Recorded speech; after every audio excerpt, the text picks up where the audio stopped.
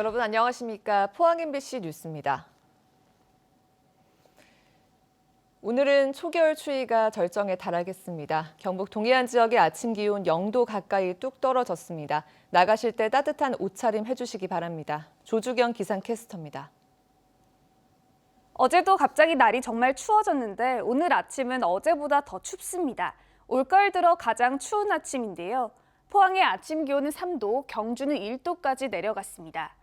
곳곳에서는 서리가 내리고 얼음이 어는 곳도 있겠습니다. 다행히 낮부터는 기온이 오르겠습니다. 하지만 경북 동해안 전 지역에는 건조한 대기에 주의가 필요하겠습니다. 이어서 자세한 지역별 날씨 보시면 오늘은 날이 추운 가운데 하늘은 맑겠습니다. 낮 최고 기온은 13도 선에 머무르면서 종일 쌀쌀하겠습니다. 울릉도와 독도의 하늘도 맑은 가운데 낮 최고 기온 보시면 울릉도 11도, 독도 12도가 예상됩니다.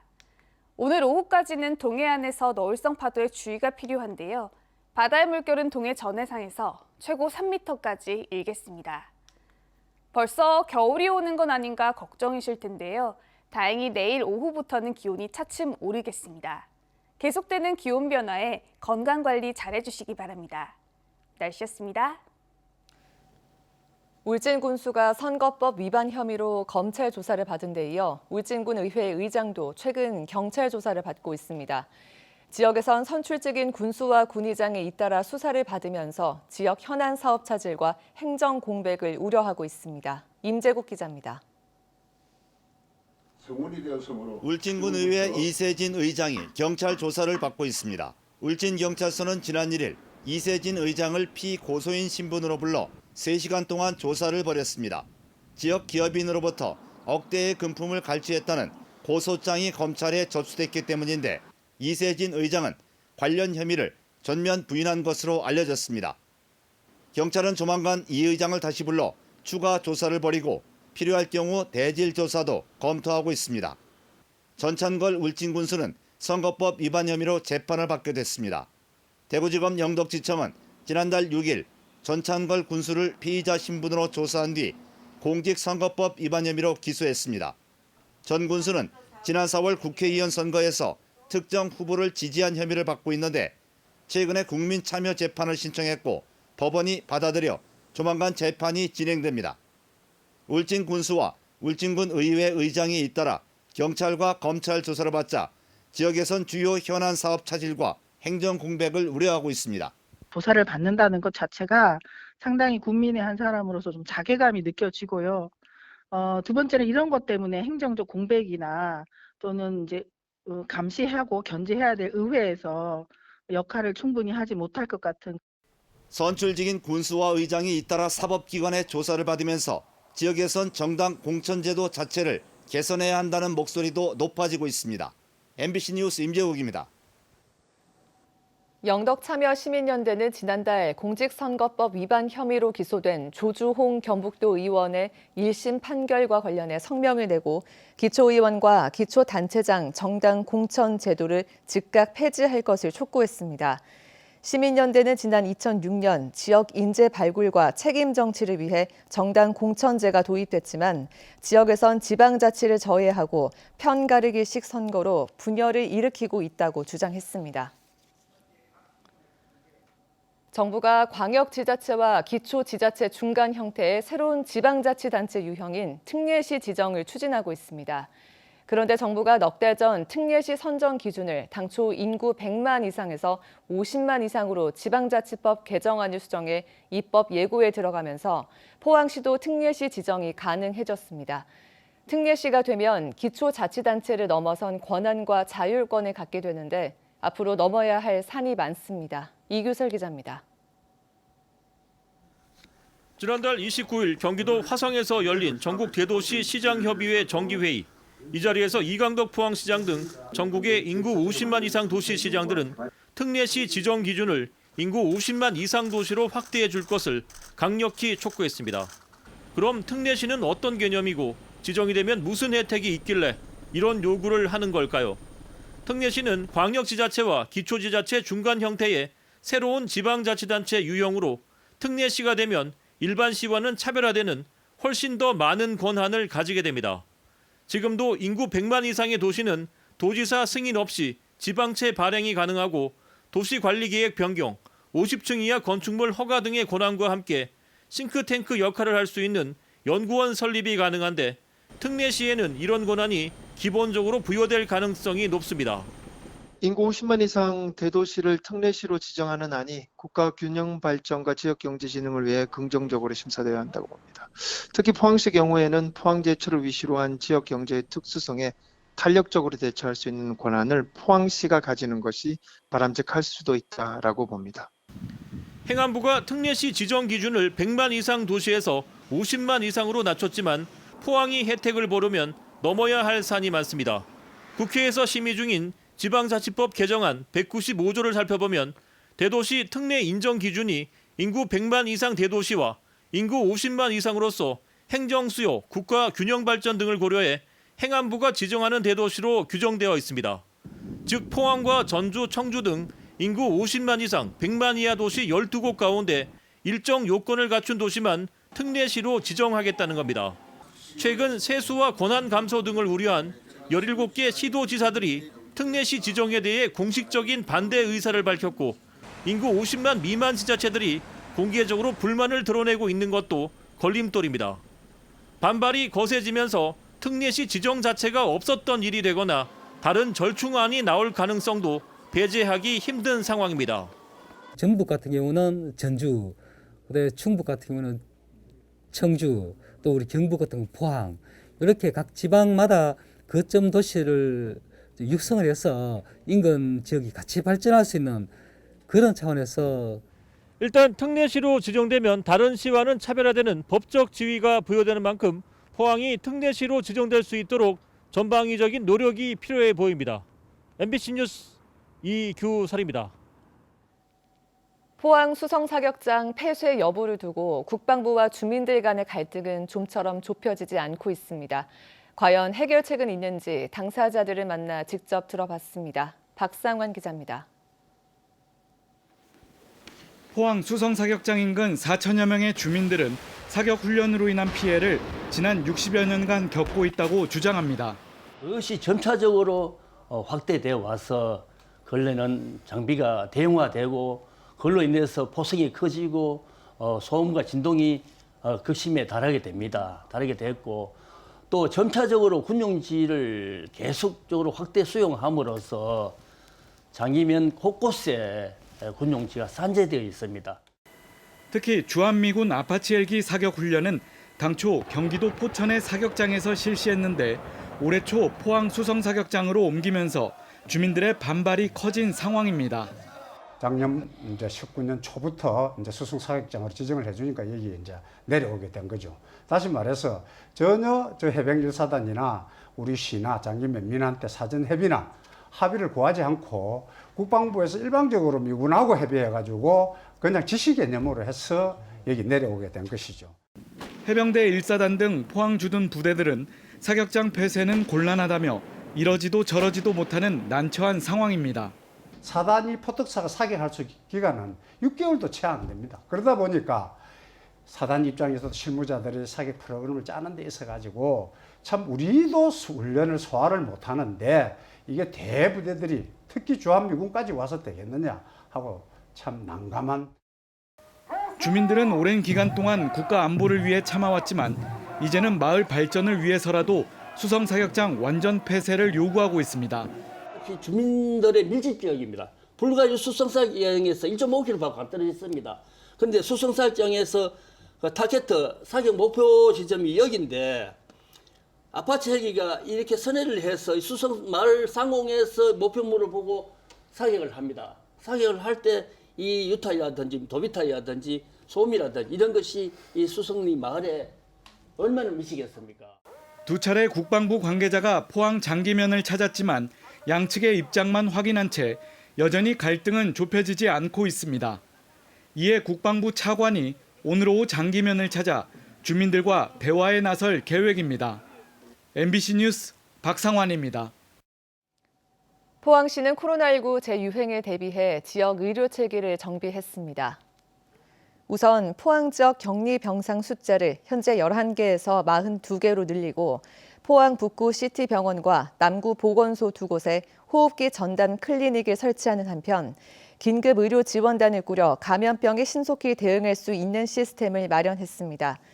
앞으로 가벼운 증상의 호흡기 발열 환자는 호흡기 클리닉에서 전담하고 중증 응급 환자는 격리병상이 설치된 종합병원을 이용할 수 있도록 해 코로나가 다시 유행하더라도 지역 의료 시스템 붕괴를 막을 수 있을 것으로 기대됩니다.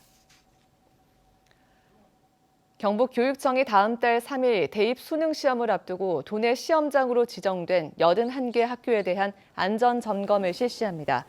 지진 위험 지역에 있거나 지난 여름 수해 피해를 입은 24개 학교 시험장에 대해선 관련 민간 전문가와 합동 점검을 진행합니다. 특히 올해는 코로나 사태로 수능 시험이 연기돼 한겨울에 치러지는 만큼 한파와 폭설에 대비한 난방과 화장실 배관 및 상하수도 동파 가능성도 점검 대상에 포함됐습니다. 구미에 본점을 두고 있는 경북신용보증재단은 경상북도와 중앙정부, 도내 각 지자체가 출연한 공적 보증기관입니다. 이사장은 경상북도 지사가 임명하는데 이사장이 직원들에게 갑질을 해왔다는 주장이 나와 논란이 커지고 있습니다. 윤영균 기자입니다.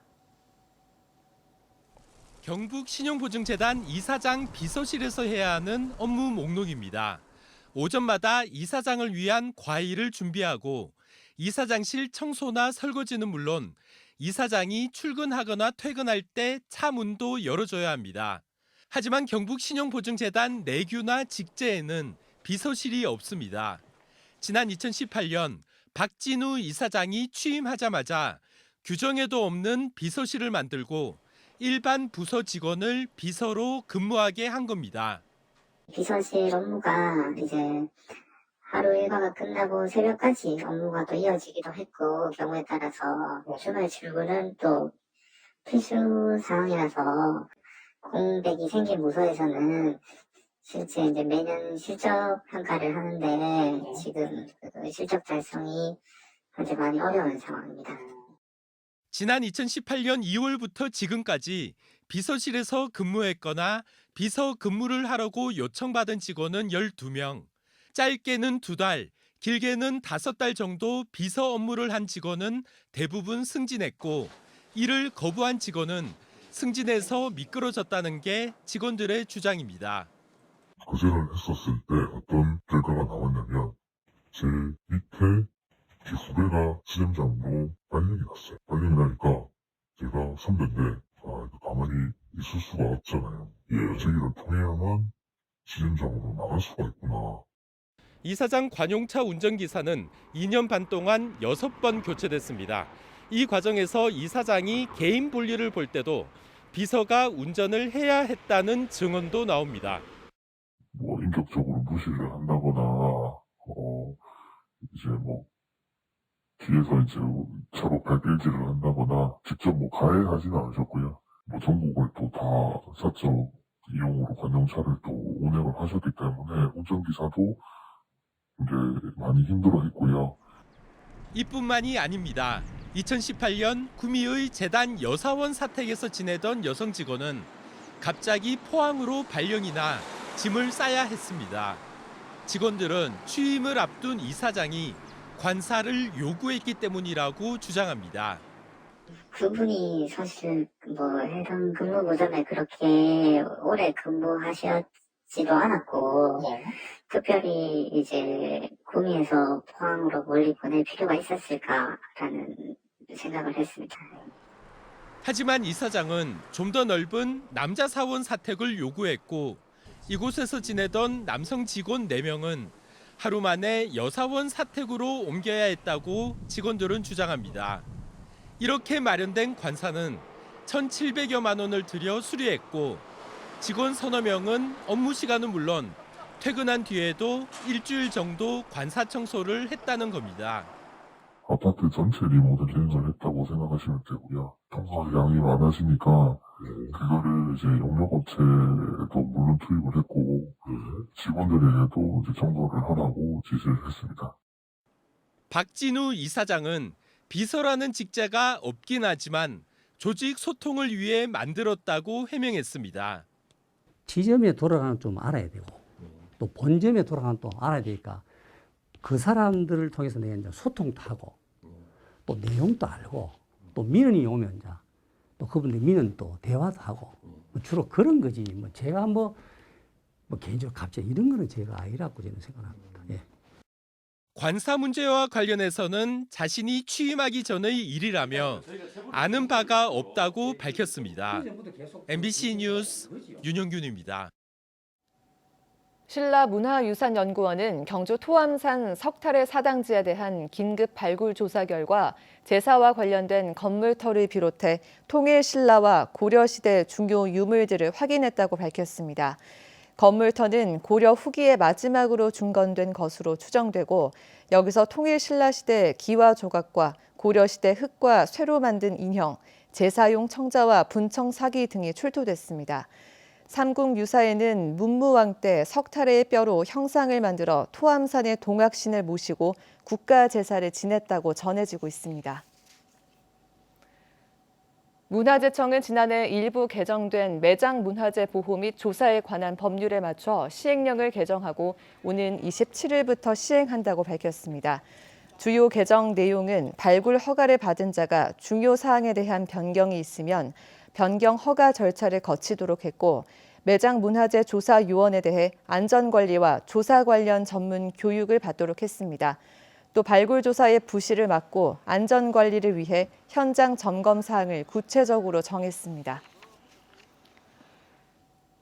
코로나19 확산으로 지난 추석 명절에 전통 재래의식에 많은 변화가 불가피했습니다. 귀성객이 줄고 차례도 지내지 않으면서 명절에 대한 생각에 큰 변화가 예고되고 있는데요. 조상을 기리기 위한 우리 재래 문화가 올바로 전승되기 위해서는 종가를 중심으로 전통을 살리고 일반 가정에서는 현대에 맞게 개선하는 게 바람직하다는 의견이 제시되고 있습니다. 이호영 기자입니다. 600여 년 전 고려 말에 유교와 함께 중국에서 들어온 주자가래 재래의식은 양반가에서 신봉되다가 평민 등에게 전파된 것은 18세기 후반으로 200여 년이 조금 넘습니다. 유교식 재래 문화가 전 국민에게 보편화된 것은 200년 정도밖에 되지 않습니다. 그러나 유교 이후에 우리나라에 대체되는 그런 재래 문화가 없었기 때문에 근대로 넘어오면서 유교식 재래 문화가 마치 오래된 우리의 고유 문화인 것처럼 그렇게 생각하는 경향이 있습니다. 조선 후기 신분 사회가 무너지고 현대로 넘어오면서 양반 평민이란 신분은 국민으로 대체됐지만 유교식 재래의식은 양반이 되고 싶은 뿌리 깊은 잠재의식과 함께 전통으로 굳혀진 겁니다. 하지만 오랜 전통도 코로나19 감염병 앞에서는 아무런 힘을 발휘하지 못했습니다. 지난 추석 명절 때 귀성객이 줄고 차례를 지내지 않는 등 지키지 않으면 안 될 것 같은 전통을 상당수 가정에서 지키지 않았습니다.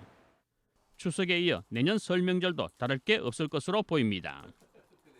이러한 시점에서 전통 재래를 소멸시키지 않고 보존하기 위해서는 종가를 중심으로 불천이 재래를 우리의 전통 문화재로 등록해 정부 차원에서 지원하고 보존하자는 의견이 제시되고 있습니다.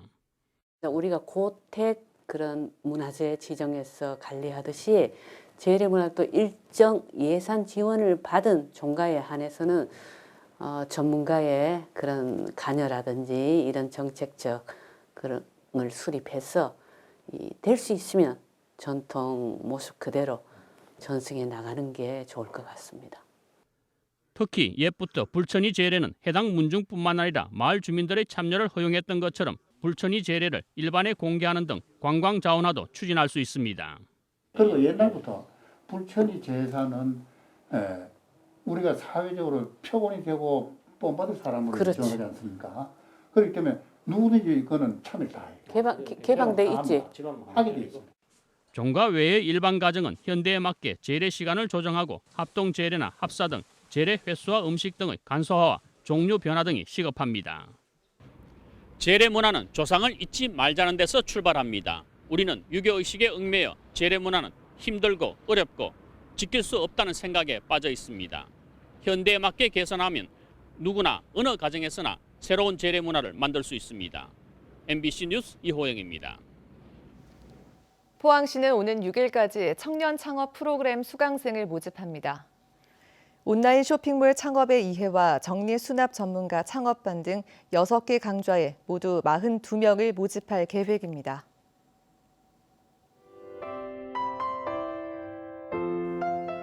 어제도 갑자기 날이 정말 추워졌는데 오늘 아침은 어제보다 더 춥습니다. 올가을 들어 가장 추운 아침인데요.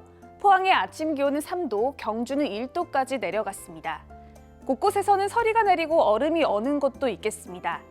다행히 낮부터는 기온이 오르겠습니다. 하지만 경북 동해안 전 지역에는 건조한 대기에 주의가 필요하겠습니다. 이어서 자세한 지역별 날씨 보시면 오늘은 날이 추운 가운데 하늘은 맑겠습니다. 낮 최고 기온은 13도 선에 머무르면서 종일 쌀쌀하겠습니다. 울릉도와 독도의 하늘도 맑은 가운데 낮 최고 기온 보시면 울릉도 11도, 독도 12도가 예상됩니다. 오늘 오후까지는 동해안에서 너울성 파도에 주의가 필요한데요. 바다의 물결은 동해 전해상에서 최고 3m까지 일겠습니다. 벌써 겨울이 오는 건 아닌가 걱정이실 텐데요. 다행히 내일 오후부터는 기온이 차츰 오르겠습니다. 계속되는 기온 변화에 건강관리 잘해주시기 바랍니다. 날씨였습니다. 이상으로 포항 MBC 뉴스를 마칩니다. 여러분 고맙습니다.